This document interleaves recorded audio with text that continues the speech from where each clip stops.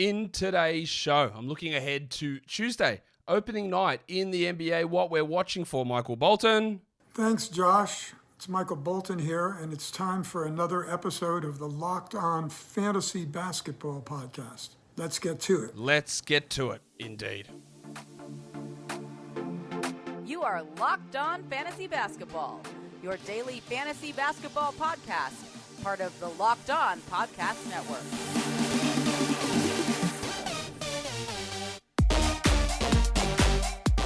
Hello and welcome to the Locked On Fantasy Basketball Podcast, brought to you by Basketball Monster. My name is Josh Lloyd and I am the lead fantasy analyst at basketballmonster.com. And you can find me on Twitter, as always, at redrock_bball and on Instagram at Locked On Fantasy Basketball. Thank you for making Locked On Fantasy Basketball your first listen every day. We are free and we are available on all platforms. So we're getting back into the swing of things for the regular season. Quick thing though, tomorrow we'll have a pregame show, which is, let's think, what time is it going? It's going at, I'm trying to think, 7 o'clock, 7 p.m. Eastern, because the game starts at 7:30. It's on YouTube, and we'll just sit and talk and answer questions and look at lineups and that sort of stuff. That's what we do on the pregame show. That'll be on tomorrow. And then, of course, we'll have the recap show, and then we're bang straight into all of the stuff that we love for a fantasy season. This is what we'll do every day as well, a what to watch for show, just little things that we're paying attention to, injury news, that sort of stuff, and that's where we go from here. A couple other little side notes. Yes, I have entered the health and safety protocols. Yes, I feel like shit. Man, last night killed me. It was so bad. I could barely, I was coughing, my whole body was aching, I was vomiting everywhere. It was bad. It really, really hit me last night. I woke up today a little bit better, and got to try and rest now, waiting for the big stuff to happen tomorrow for work and for the NBA. So trying to take it easy today, but yeah, not a great time for COVID to hit. But that's where we are. Hopefully, I'm not experiencing symptoms for very long. So that's that, and that's why maybe I'm a bit low energy, why my voice is a little bit croaky, and yeah, maybe I cough at some point during this show because it's bad. All right, so that's that out of the way. Now we're going to talk about the What to Watch For show, which is what we do. If you are new to this show, it's every day. We have a look at what's coming up the next day. What things are we paying attention to? Who is in, who is out? What are some streaming options for the day ahead? And that's basically what this show's about. So, Warnie?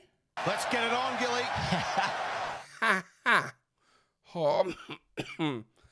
That hurt a lot. Jesus Christ. I feel like I've broken a rib or strained my rib cartilage from coughing so much. It bloody hurts.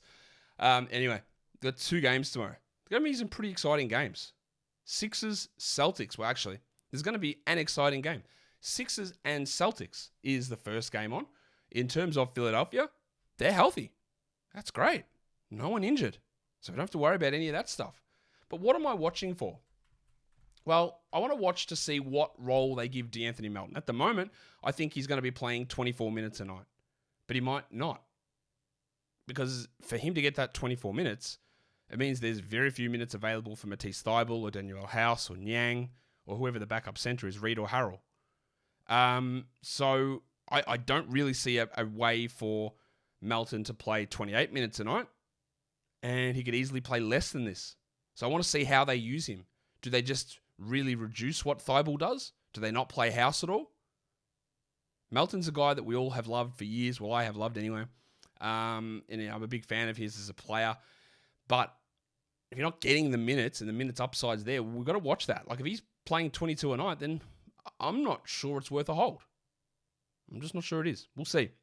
I also want to watch James Harden, who, of course, was down based on his standards last season. And by down, I mean he was the 5th ranked player last season and did that while shooting almost a career low from the field. Let's see how the usage distribution looks between him and Maxey. Let's see if we get a little bit more in terms of efficiency. I am, as you're well aware, expecting a pretty decent season from Harden. And I was going to say a bounce back, but I've got him as a top 5 or 6 player, which is exactly what he was last season. So I think he can do that again.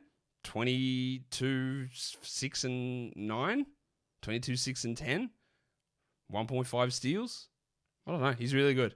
So I want to see, does it go from 21, 22 points or does he go 18 points And Maxey really takes on all that usage. I know there's a lot of people who are like massive onto Maxey, and I really like Maxey, but I'm not sure Harden is quite dead just yet. For Boston, good news as well. Outside of the two big injuries, Danilo Gallinari and the Rock DJ Rob Williams, there's no injuries either. I expect they start Derek White, so I want to see how much they play old Maximum Derek. Maximum Derek. Do his minutes look the same as Brogdon's? Are they smaller? Are they bigger? So how does White and Brogdon fit in? Do they run a 9 or a 10-man rotation under Joe Mazzulla? And then Grant Williams, who I do expect comes off the bench, but does he just play a 30-minute starter's role? We know that they went really, really shallow in the playoffs, basically a 7-man rotation, and they might go close to that again with Williams and Brogdon getting all the bench minutes, then a little bit of Hauser, maybe Griffin, maybe Cornette, maybe Pritchard. But how they run that rotation and what Williams can do, because Williams is a really useful real-life player. He shot out of his brain last season, like 95 from the line or something, and big 40s from the three-point line when he'd been poor the year before. And he's not a big volume accumulator of stats. So he's one of those guys that if you want to give it the old Laris under the cloak over percentages, he can help you there. But, big counting stats, I'm not expecting that from Grant. So I want to see how Grant is used. I want to see how White is used. Is White starting with 24 or is he playing 30 like a regular starter role? Because 30 makes him useful. 24 makes him marginal. So I want to watch all of that. I want to go on to the second game, which is probably not quite as good. Let's be fair. The Lakers and the Warriors. For the Lakers, Dennis Schroeder is out. He's had thumb surgery, finger surgery, so he's going to be out for 3 to 4 weeks. So if you are holding on to him, it's not worth it. He's not good enough to hold on to. So see you later. In fact, I haven't done one of these. I haven't done one of these for a while. Dennis Schroeder. Get that garbage out of here! Yeah, let's go. It's the season's here. So he's out. Russell Westbrook is questionable with a hamstring injury, and Tom Bryant is dealing with a thumb issue, and Troy Brown's out with a back issue. I don't even know whether Bryant would be the backup center regardless, whether it's him or Damian Jones. We don't know. And Westbrook, I think, will come off the bench, but there's just so much uncertainty with this team. So I want to watch what Westbrook does. Does he come off the bench behind Patrick Beverley? Does he play 29 minutes off the bench or 21 minutes off the bench? Can he rein in his stupidity? These are all massive questions. If I did draft Westbrook in a category league, I'm absolutely holding. But if he plays 18 minutes, then he's see you later. Right? We want to see what that role is. And I also want to see this team has the least certainty about it of any team in the NBA, I reckon. Like, who's starting? I think it'll be Beverly, Walker, and Reeves. But I don't know. What's Kendrick Nunn's role going to be, especially with Schroeder out? Does Nunn start? I honestly don't know how to work out this rotation. It's so weird. And then for the Warriors, Steve Kerr said, due to conditioning, our starters aren't going to play 30 minutes. I honestly don't believe him. Like, I just don't. Like, they might not need to play 30 minutes against this Lakers team, but coaches say this all the time. Like, I just don't think that's going to be the case. But we have to be aware of that he said that the big guys, Wiggins and Curry and Draymond and Clay, are only going to play 30 minutes. So, we'll see. I want to see what Blunty's role looks like.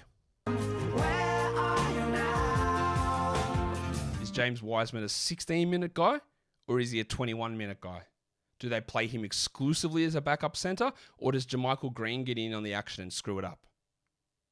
Does Looney play 24 minutes, or does he play 21?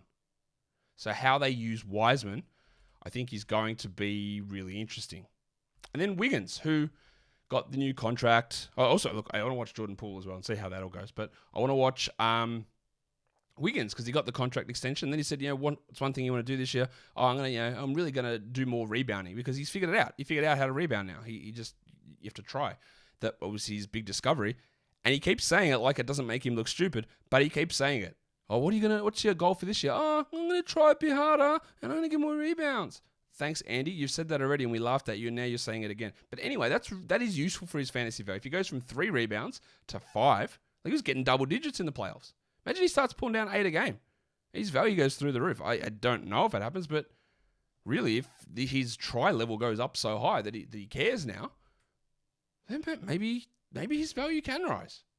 So we want to see how Wiggo goes. And then, again, as I said, those minutes from Steve Kerr. Like, how is he going to run that rotation is something that we are going to pay attention to, I think, is the right thing that I'm looking for. Yeah, attention. That's the thing that I'm trying to say. And we'll get to that. We'll get to some more the streaming stuff in a second. Sorry, I'm a bit all discombobulated here, but I got to tell you guys about LinkedIn Jobs, because every hire, it's really important, right? You make a hiring decision for your company and you get it wrong, it costs you time, costs you money, costs you productivity, costs you reputation.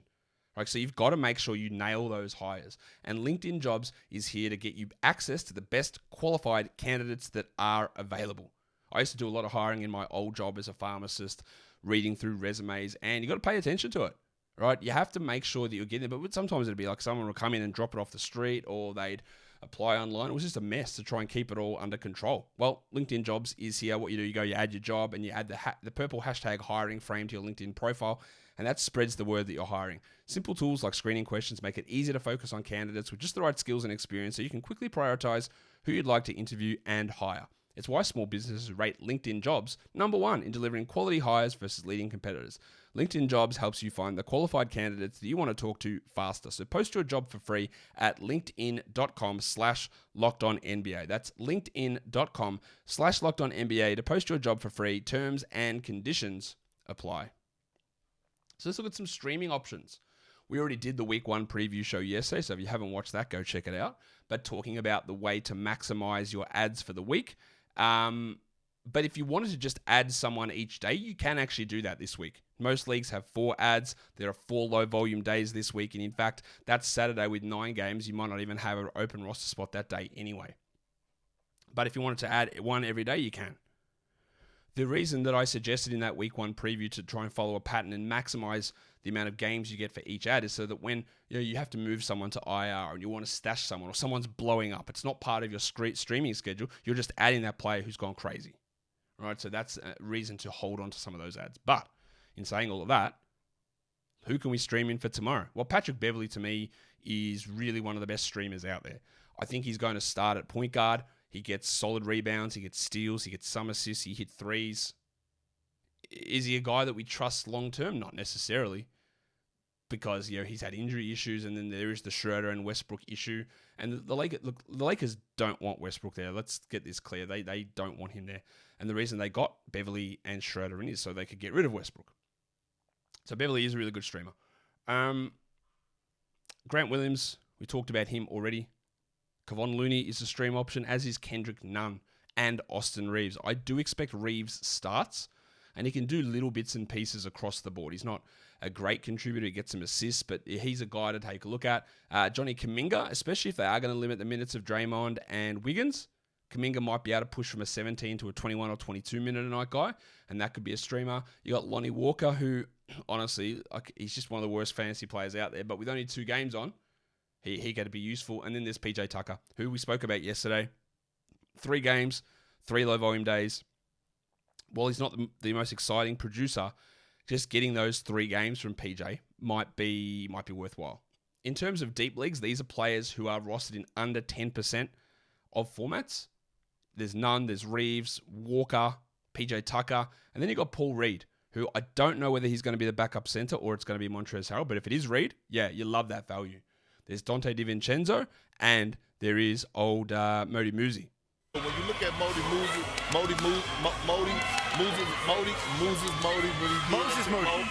Moody. So, yeah, these are all guys, especially with the Warriors allegedly limiting guys, that Moody, DiVincenzo, they could play some extra minutes. In terms of points leagues, Patrick, these are all rostered in under 50% of leagues. You've got Pat Beverley, Kevon Looney, Derek White, Grant Williams, John Kuminga, Lonnie Walker, Kendrick Nunn, and Austin Reeves. And that is the end of the first What to Watch For show for this season. Don't forget, follow this podcast, Apple Podcasts, Google Podcasts, Stitcher, Spotify, and on Odyssey. If you're on YouTube, you thumb it up. And drop those comments down below. Guys, we are done here. Thank you so much for listening, everyone. See ya.